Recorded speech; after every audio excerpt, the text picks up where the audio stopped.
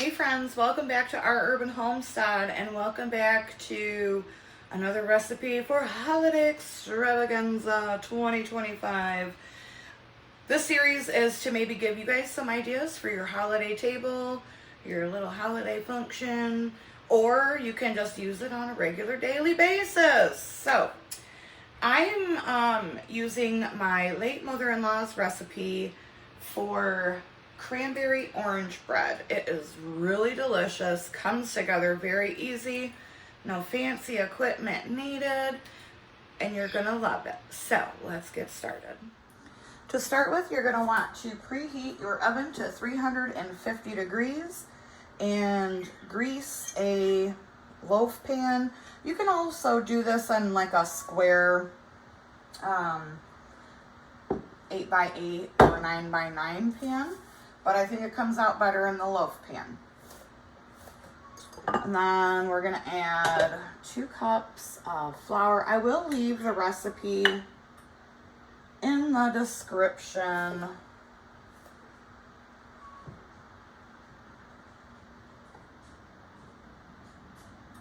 This recipe is so good, you guys. 2 cups of flour,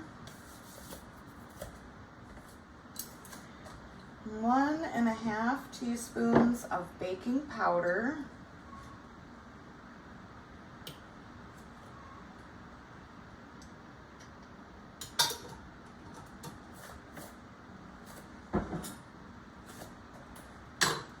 a 1/2 teaspoon of baking soda,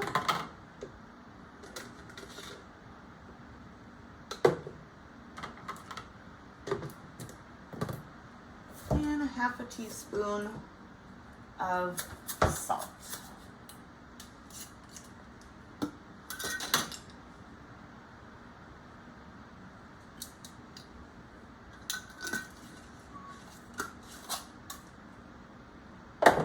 And we also need 1 cup of sugar.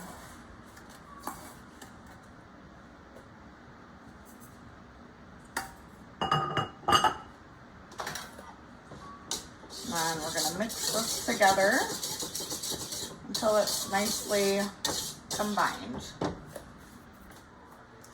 Then in a separate bowl, I have grated 1 orange, the zest of 1 orange. It's about 2 teaspoons worth.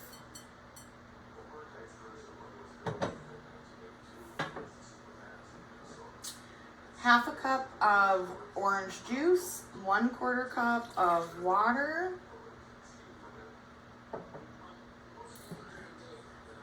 an egg,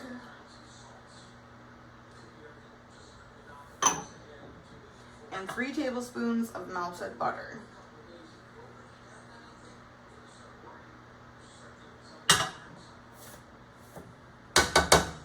And then you're going to mix that together.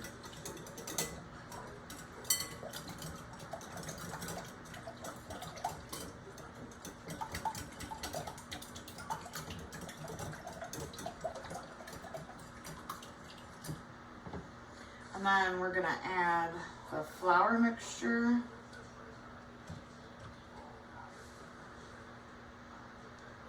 And you want to mix this until it is just combined. You don't want to overmix it.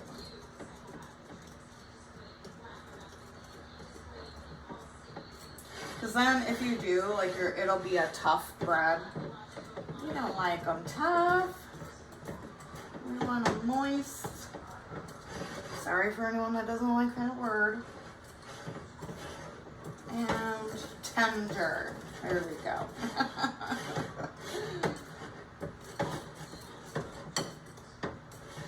So it's just combined.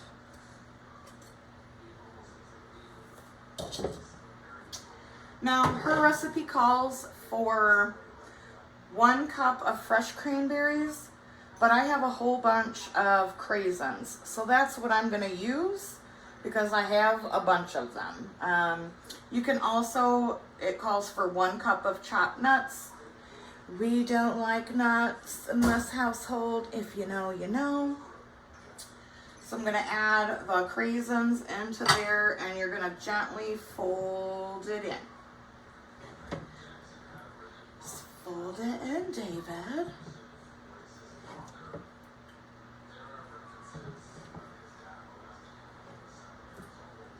And that's it, that's all. How easy, right? Put this into the pan. And then this is gonna bake for 1 hour at 350 degrees.